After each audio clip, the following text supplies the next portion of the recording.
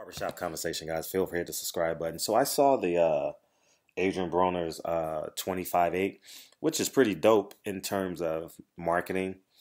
You know, he's going to have 1 million views on that by the time the fights start. Collectively, over 1 million views, and that means that's over 1 million eyeballs that are sitting there watching the fight. But I just think that's exceptional, that idea. And another thing he's doing, so beautiful, because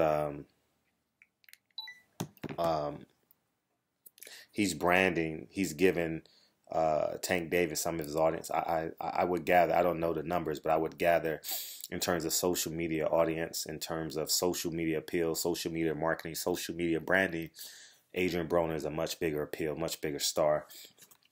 And that's awfully gracious of him to do that. I'm uncertain if Cunningham is his lead trainer, or I'm not sure if Tank Davis is actually down there. Well, it can't be pre-camp anymore. I mean, you're in the prime. So I would say Cunningham will be in the corner with him. I didn't know that, but I was watching them spar, and I need you guys to watch this intently. Adrien Broner still is gun shy in terms of getting to the second and third punch, because immediately after he spar, you see Tank Davis spar, and it's very natural, very fluid, very organic for Tank Davis to let 2 and 3 go. You understand what I'm saying? I mean, literally 2 and 3 go, you know, left, right hook, you know what I mean?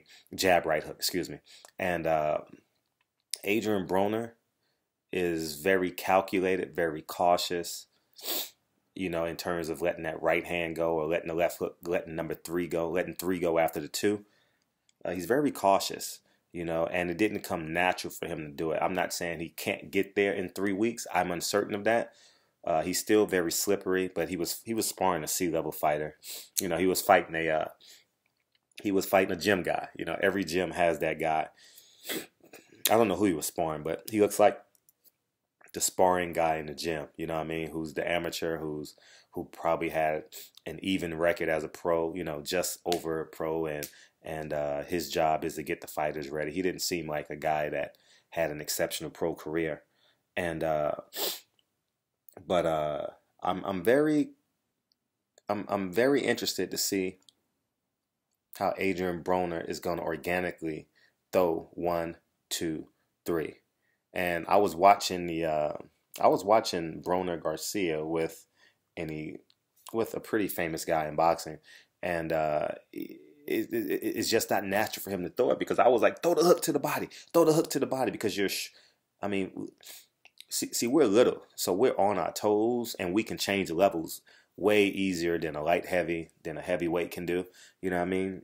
And when we on that heavy bag, that's what we work on. That's the first round of heavy bag, 1, 2, 3, or maybe the second round. The first round maybe 1, 2. You know, stay on your toes. 1, 2, 1, 2, 1, 2. The second round is 1, 2, 3, 1, 2, double down. You know, 1, 2, double down with the hook. You understand what I'm saying? And so that should be fundamentally engraved at this point in his career. I think it is, but I think he's gotten so accustomed, so acclimated to getting out of there. I don't know if it's from the Maidana fight, being gun shy, because we all know, just as a pure boxing fan, he's been very gun shy with this. And I'm very interested to see how Adrien Broner. This is not a hate video on Adrien Broner, but I was just comparing the two, because if he wants to win or get to an elite level, he has to get to that left hook. It's just, he has to find a way to get to that left hook, because if you're going to pop shot, you can't win. Dude, you know how hard it is to win 1 shot at a time? I mean, just go back. I mean, if you're not elite, which is, there's only 5 of them in boxing. You understand what I'm saying? There are A-level fighters. I'm talking about the above A, like the valedictorian of your high school. You understand? There only can be 1, right? There are only a handful of those in boxing, and 2 of them retired last year. So Andre Ward and Floyd Mayweather, in case you guys are guessing. Uh, um, we gonna see. I'm hoping that he can. You know, Adrien Broners is very polarizing. You understand what I'm saying? But if he loses this fight, whew, man, at it's like your senior year in high school, and you're preparing for the last game of your senior year, senior night, and you're not making the playoffs. Well, that was me my senior year in high school. I didn't make the playoffs my senior year in high school, and I knew it was over. And I didn't want that. I didn't want the fourth quarter to end. And if Adrien Broners is down in the championship round, I don't think Adrien Broners will get knocked out this fight. Uh, but in the championship rounds, I know that feeling. If he's down on the scorecards, I don't want that for Adrien Broners. I've never really, truly, truly rooted against Jesse Vargas, even against Timothy Bradley. He's such a great. Jesse Vargas, in terms of character, he's the first fighter to ever take a picture with my son. The first event my son ever went to was Timothy Bradley, Jesse Vargas. And he was less than 1 year old, I think it was. He was going into his first birthday or something like that. And he went to the weigh-in. And so, I have that affinity towards Jesse Vargas. And I've never truly, truly inherently rooted against Jesse Vargas. Never. Like just a good middle of the road guy. Like he's very balanced. He's never turned down an interview. I'm always the guy that has to say thank you. He's always sitting there waiting to ask support. Jesse Vargas. Everyone knows Jesse Vargas, the guy he is. He's going to be a politician one day. I told him that a long time ago. I said, you're going to be a politician one day. And that's just who he is, man. And that's who Adrien Broners is fighting. A sturdy guy that can be great on a night or two of his career. He has the capabilities of being great. Saddam Ali witnessed that. You understand what I'm saying? So I don't know what Jesse Vargas is going to show up, but at worst case, he's going to be a B-level fighter on that night. You guys understand? I'm not saying he's a B-level fighter. He's somewhere in between B and A. He is the San Antonio Spurs of boxing. That's who he is. He is the Tim Duncan of boxing. Not too high, not too low. Will be fundamentally sound. Moves his body, great angles. Will stay behind the jab. Will jump in and mix it up. He knows how to win fights. Knows how to be aggressive in pockets. So Adrien Broners, someone in your camp is going to listen to this video. You got to find a way to get to that you got to find a way to get to jab, right hook. You got to be able to double down against Jesse Vargas. We learned through 11 rounds he can be outboxed. He has the capabilities of being outboxed. He may be a different fighter now, more experienced fighter. He hasn't been in the ring with a boxer in terms of a Timothy Bradley since. Some people may say Pacquiao, but Pacquiao is a little bit different. He beats you with explosion and athleticism. Timothy Bradley beats you with just being a master boxer. You understand? So different styles. We'll see, man. I'll be pretty calm in that fight, because no one truly wants to see the end of Adrien Broners. He's great for boxing, right? And I genuinely, inherently care about the well-being of Adrien Broners. And we all know the tendencies of Adrien Broners. And I hope his team has gotten stronger. Hopefully Kevin Cunningham has a game plan either way that fight goes. Hopefully he's penetrated Adrien Broners to the point where his shoulders are a level of comfort for him, win or lose. Because we'll see. So that was my critique in watching that. And Jesse Vargas definitely watched it, and he was like, I'm going to jump. Jesse Vargas, if I'm Jesse Vargas, I'm jumping in. I'm jumping in on that jab. I don't care if it lands or not. I'm going to jump in on Broners. If Adrien Broners throws a jab, I'm jumping in. And if I'm fighting, if I'm sparring, and I realize you don't get to the right hand or your left hook, even if you throw the right hand, it's okay because I'm coming in on your left shoulder. So I personally don't care if you throw the right hand because it's not going to be thrown with conviction because you're a counter puncher type of guy. So if I come in, if I attack you on your left shoulder and make you overreach with that right hand, I'm coming. Man, I got action. You understand what I'm saying? So I'm not coming in on your right shoulder. I'm gonna come in down. You know what I mean? Make you overextend that right hand, change my angles. Maybe I'll parry it and go left sometimes to make you open up, right? And then you get comfortable throwing me that way. And then the next time I come in, right hook to the body, right hook to the body. You know what I mean? And it's not even just a style or an accurate way of punching. I'm just getting on the inside of you, stealing points, taking away your effort, getting you less confident with throwing two. You understand what I'm saying? And Jesse Vargas, when he saw this, I know he thought the same thing. I know his trainer thought this. I know Mike McCallum thought the same thing because Mike McCallum was a body snatcher. So I know he's telling him, every time Adrien Broner throws a jab, every time I need you to jump in on him.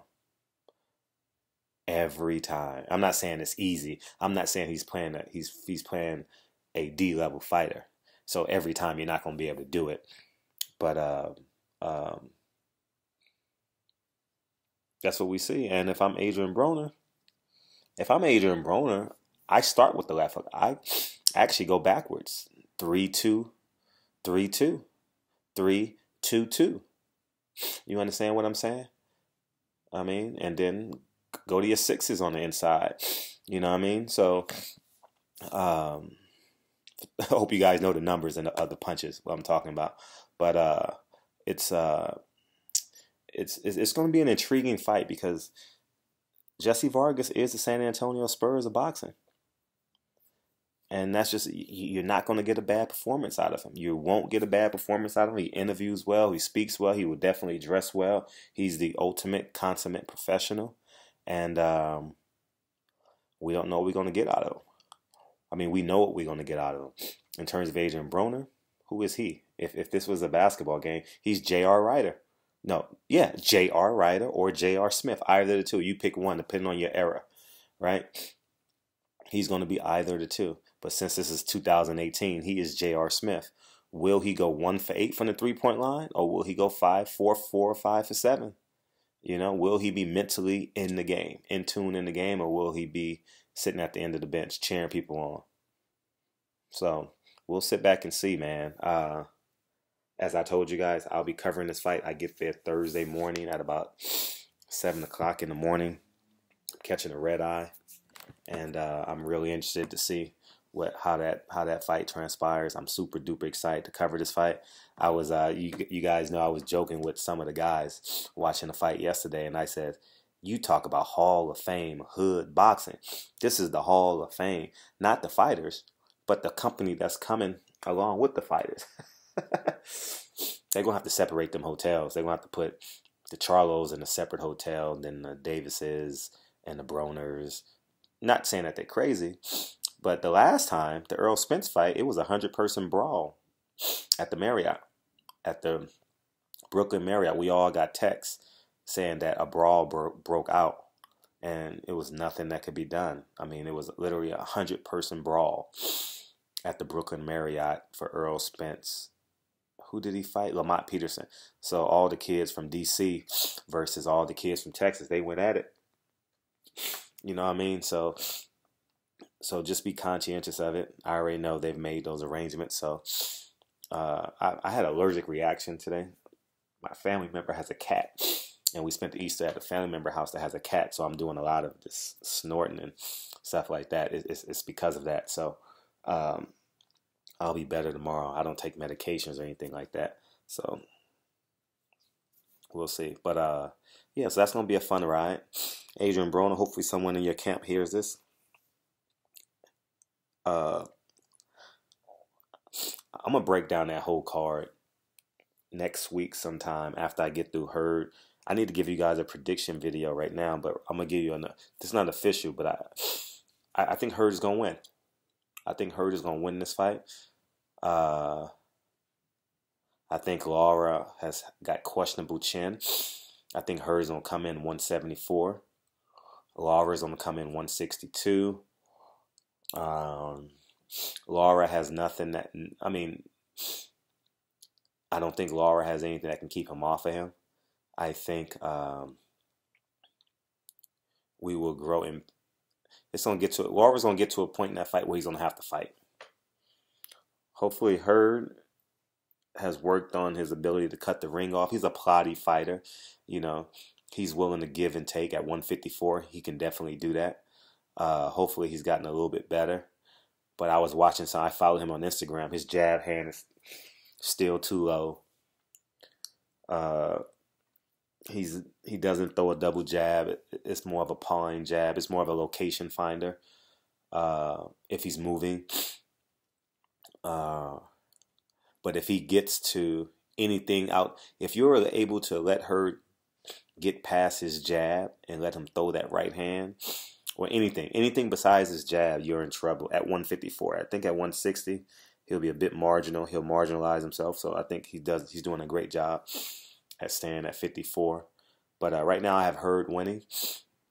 I'll do an official prediction video probably Friday when I get to Vegas after I look at him at the weigh-in, and we'll move forward from there. And I know a lot of us are tired of Laura, but Laura is one of the more inspirational guys that I've seen in terms of wanting to work out. When I see him weigh in, he always inspires me.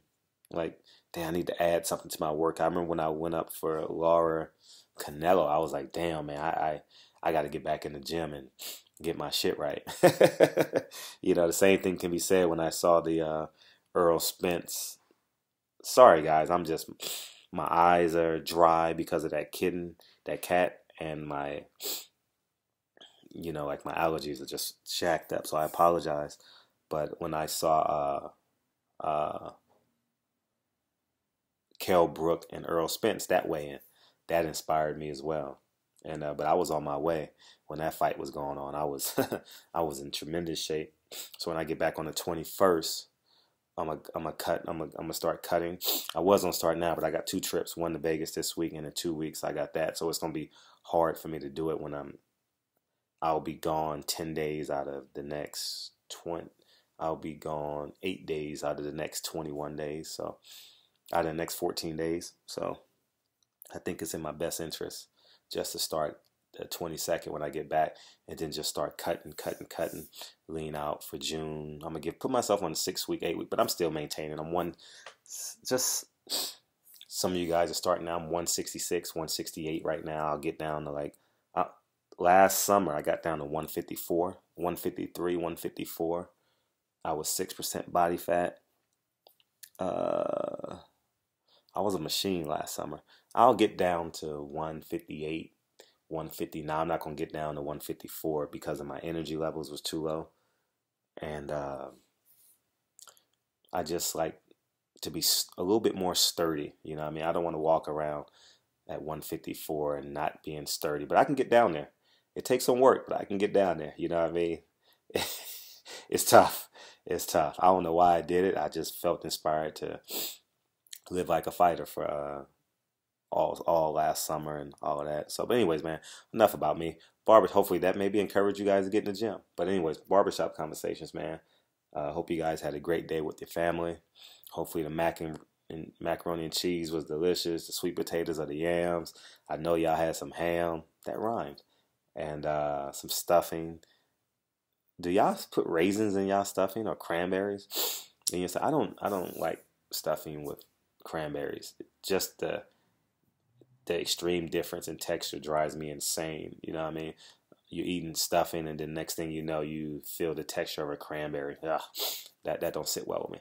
My allergies are jacked up. So anyways, man, barbershop conversations, man. Feel free to hit the subscribe button. Talk to you guys soon. Peace.